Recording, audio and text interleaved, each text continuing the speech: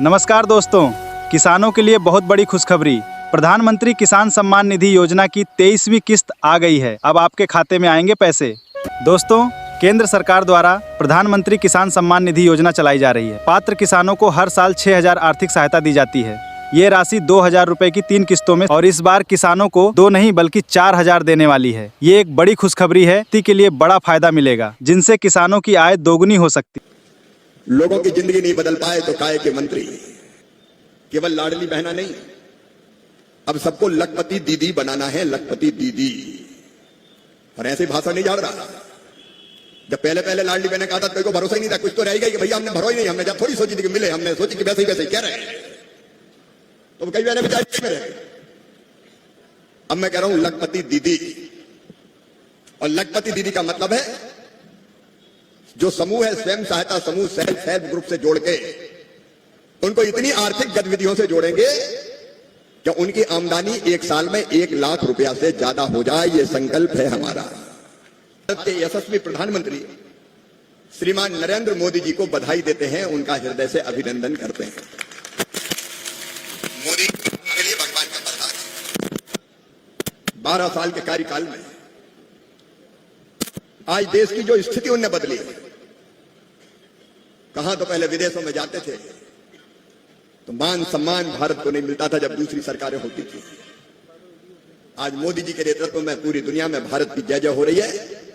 आज भी आपने अखबार में पढ़ा, फ्रांस में थे, फ्रांस के राष्ट्रपति उनकी कितनी प्रशंसा कर रहे हैं। एक वैभवशाली, गौरवशाली, संपन्न, समृद्ध, शक्तिशाली,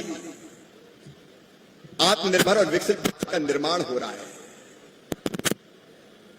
अभी 2 दिन पहले आपने पढ़ा होगा, पत्रकार मित्र भी यहां बैठे, ब्रिक्स देशों का सम्मेलन हुआ इंदौर में।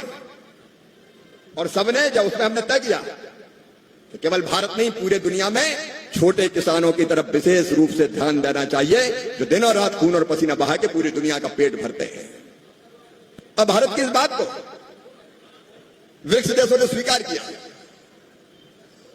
और मेरी बहनों और भाइयों, भारतीय जनता पार्टी ने जन कल्याण शिविर मोदी जी के कार्यकाल के 12 साल पूरा करने के अवसर पर लोगों की सेवा के लिए लगाया है।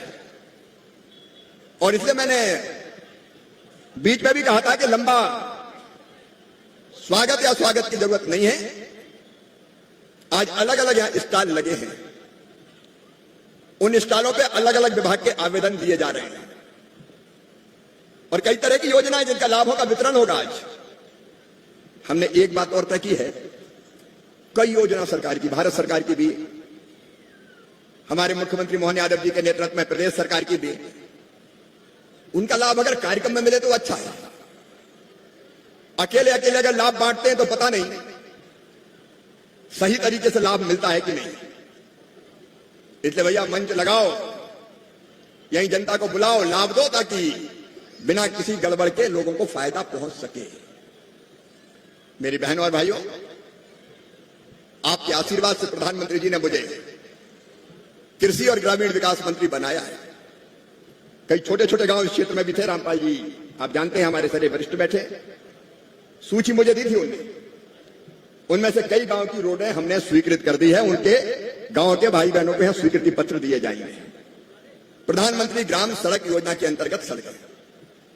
मेरे भाइयों और बहनों, अभी 2 साल में मैंने प्रधानमंत्री जी के आशीर्वाद से 13 लाख से ज्यादा मकान मध्य प्रदेश सरकार को, मुख्यमंत्री मोहन यादव जी को, प्रहलाद पटेल जी को दिए ताकि गरीबों को मकान मिले। तो वो मकान भी दिए जा रहे हैं। और सिलवानी शहर के लिए भी मैं रेसू जी कह रहा हूं, फिर से सर्वे हो रहा है ताकि जो गरीब भाई बहन जिनके पास मकान नहीं है उनको हम मकान दे सके। उसकी तरफ नगर पंचायत ध्यान दे। और गांव से आई मेरी बहनों, लाडली बहना के पैसा फिर कल आए हैं। और लाडली बहना ऐसी योजना बन गई है कि अब दुनिया भर में चल रही है। सारे प्रदेशों में अलग अलग नाम से लाडली बहना के तर्ज पे बहनों को पैसा दिया जा रहा है, क्योंकि वो पैसा तुम्हारी जिंदगी को बेहतर बनाने के लिए जरूरी था। तो राशि जारी रहेगी, केवल जारी नहीं रहेगी, 3,000 तक बढ़ेगी। याद है कि भूल गई सब? तो बोल के बताओ, याद है कि भूल गई? जोर से बोलो। मैं ऐसी बात नहीं करता कि भाषण दिया और कोई सुन ही नहीं रहा।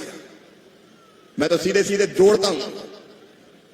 अभी मिल रही है 1,500, आगे बढ़ के कितनी होगी बताओ? जोर से बोलो, कितनी होगी? क्योंकि हमारा वचन था। सरकार की निरंतरता रहती है। मुख्यमंत्री मोहन जी है, मैं केंद्र में मंत्री हूं, तो उस सीमा तक ले जाएंगे। और भाइयों और बहनों, अभी मकान का फिर से सर्वे हुआ है। अपनी पूरी टीम ध्यान दें, रामपाल जी, आप भी और बाकी पूरी टीम भी। हमारे जिला पंचायत के सीओ यहां पे उपस्थित हैं। अपने जिले में सर्वे में कई नाम आए। कितने नाम आए कमल बताएं अगर यहां हो तो? जो आवास के लिए सर्वे हुआ है, आवास के लिए प्रधानमंत्री आवास योजना के जो सर्वे हुआ है, उसमें कितने नाम आए? अभी 16,000 के आसपास पूरे जिले में 16,000 नाम। कितने निकले? अभी वो चल रहा है, मतलब वेरिफिकेशन चल रहा है। नहीं, पहले सर्वे के लिए आए कितने थे जिनका वेरिफिकेशन चल रहा है?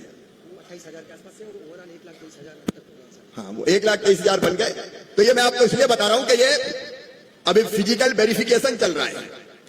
मतलब एक बार घर जाके कर्मचारी अधिकारी देख रहे हैं, लेकिन पार्टी को भी देखना चाहिए कि कोई गड़बड़ ना हो उसमें। जिसका कच्चा उसका नाम कट नहीं जाए भैया।